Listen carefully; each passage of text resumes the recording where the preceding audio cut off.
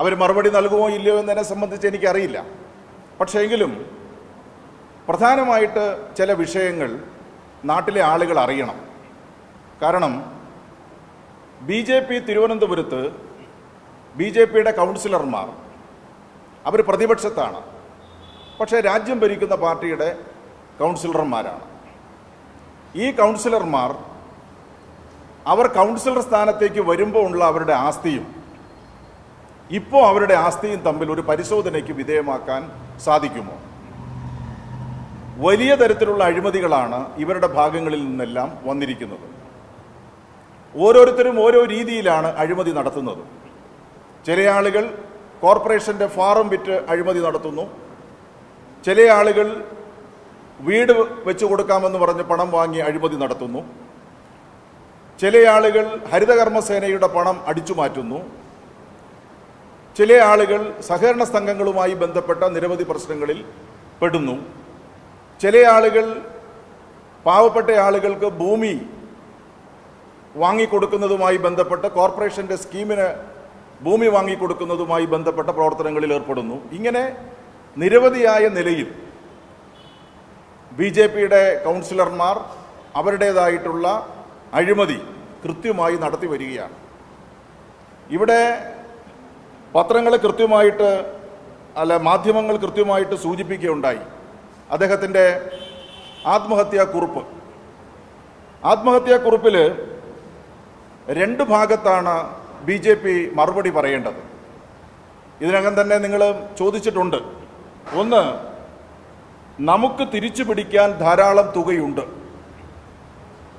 നമ്മുടെ ആൾക്കാരെ സഹായിച്ചു, മറ്റു നടപടികൾക്കെങ്ങും പോകാതെ പല അവധി പറഞ്ഞ് തിരിച്ചടയ്ക്കാൻ കാലതാമസമുണ്ടാക്കി, നമ്മുടെ ആൾക്കാരെ സഹായിച്ചു.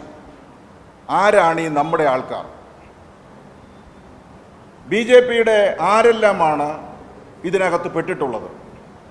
ലക്ഷക്കണക്കിന് രൂപ ആവശ്യമായിട്ടുള്ള രേഖകളില്ലാതെ ആർക്കെല്ലാമാണ് കൊടുത്തിട്ടുള്ളത്? ഇവരോട് പണം ചോദിച്ചിട്ട് തിരിച്ചു കൊടുക്കുന്നുണ്ടോ? ഇപ്പോൾ നമ്മുടെ ആൾക്കാരെ സഹായിച്ചു, അതിൽ നിന്ന് BJPക്ക് എന്തു പറയാനുണ്ട് എന്നുള്ളത് കേൾക്കാൻ ഞങ്ങൾ ആഗ്രഹിക്കുകയാണ്. രണ്ടാമത്, ഒരു പൊതുപ്രവർത്തകൻ എന്ന നിലയിൽ വല്ലാതെ മാനസിക ആഘാതം നേരിടുകയാണ്. ഇപ്പോൾ എന്നെ എല്ലാവരും ഒറ്റപ്പെടുത്തുന്നു എന്ന് ഈ ആത്മഹത്യാക്കുറിപ്പിൽ പറയുന്നത് ആരെയാണ് ഉദ്ദേശിക്കുന്നത്? ഇത് രണ്ടും BJPയെ ഉദ്ദേശിച്ചാണ് അനിൽ അദ്ദേഹത്തിൻ്റെ മരണക്കുറിപ്പിൽ ഇത് എഴുതി വച്ചിരിക്കുന്നത്. മറ്റൊരു കാര്യം കൂടി അനിൽ ചെയ്തു. എന്താണ്? ഞാൻ മരണപ്പെട്ടാൽ, ഏതെങ്കിലും സാഹചര്യത്തിൽ മരണപ്പെടുന്ന സ്ഥിതി വന്നാൽ എൻ്റെ മൃതദേഹം സംസ്കരിക്കാനുള്ള തുക BJP കൊടുക്കാൻ പാടില്ല. അതിനായി 10,000 രൂപ അദ്ദേഹം ഒരു കവറിലിട്ട് വെച്ചു. എന്നിട്ട് ഈ കത്തിൻ്റെ അവസാന ഭാഗത്ത് അദ്ദേഹം എഴുതി വെച്ചു, ചിലവിനുള്ള പണം വെച്ചിട്ടുണ്ട് എന്ന് അദ്ദേഹം ഈ ആത്മഹത്യാക്കുറിപ്പിൽ എഴുതി വയ്ക്കുകയാണ്.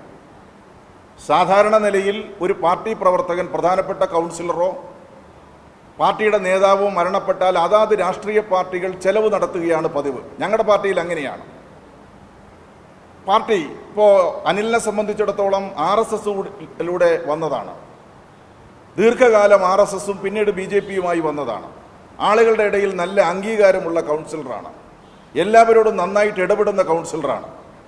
ആ കൗൺസിലറുടെ മരണം വന്നാൽ BJP ആയിരിക്കും ആ ചെലവുകളെല്ലാം നടത്തുക. എൻ്റെ ചെലവ് അങ്ങനെ BJP നടത്തണ്ട. ആ ചെലവിനുള്ള 10,000 രൂപ ഞാൻ നീക്കി വച്ചിരിക്കുകയാണ്, അല്ലെങ്കിൽ കവറിലിട്ട് വച്ചിരിക്കുകയാണ് എന്ന് അനിൽ പറയുകയാണ്. അപ്പോൾ ആരാണ് ഇതിനകത്ത് പ്രതിസ്ഥാനത്ത് വരുന്നത്? BJPക്ക് ഇതിൽ നിന്ന് രക്ഷപ്പെട്ടു പോകാൻ വേണ്ടിയിട്ട് സാധിക്കില്ല. CPMൻ്റെ മേലിൽ ചാരിയും CPMനെ പഴി പറഞ്ഞു BJPയുടെ കരമന ജയനോ അല്ലെങ്കിൽ ഇപ്പോഴത്തെ സംസ്ഥാന പ്രസിഡന്റിനോ രക്ഷപ്പെട്ടു പോകാൻ വേണ്ടിയിട്ട് സാധിക്കില്ല. നിങ്ങൾ നോക്കൂ, അദ്ദേഹത്തിൻ്റെ ശവസംസ്കാര ചടങ്ങ് ശാന്തി കവാടത്തിൽ നടക്കുമ്പോൾ എത്ര BJPയുടെ നേതാക്കന്മാർ ആ ചടങ്ങിൽ പങ്കെടുത്തു? ഉന്നതരായിട്ടുള്ള ഏതെങ്കിലും, ഇപ്പോൾ വി മുരളീധരൻ ഒഴികെയുള്ള ഏതെങ്കിലും നേതാക്കന്മാർ അവിടെ ഉണ്ടായിരുന്നോ? അദ്ദേഹത്തെ തള്ളിക്കളഞ്ഞു. കരിമ്പൻ ചണ്ടി വലിച്ചെറിയുന്നത് പോലെ ശ്രീ അനിലിനെ BJP തള്ളിക്കളഞ്ഞു. അദ്ദേഹത്തിൻ്റെ ഭാര്യയും 2 പെൺകുട്ടികളും ഏതാണ്ട് ഒരു അനാഥമാകുന്ന സാഹചര്യത്തിലേക്ക് ഇത്രയും നാൾ താൻ വളർത്തിപ്പോറ്റിയ സംഘടന ഇദ്ദേഹത്തെ കരിമ്പിൻ ചണ്ടി പോലെ വലിച്ചെറിഞ്ഞിരിക്കുകയാണ്. നിങ്ങൾ നോക്കൂ. അപ്പോൾ CPM-നെതിരായിട്ടൊന്നും പറയാനില്ല.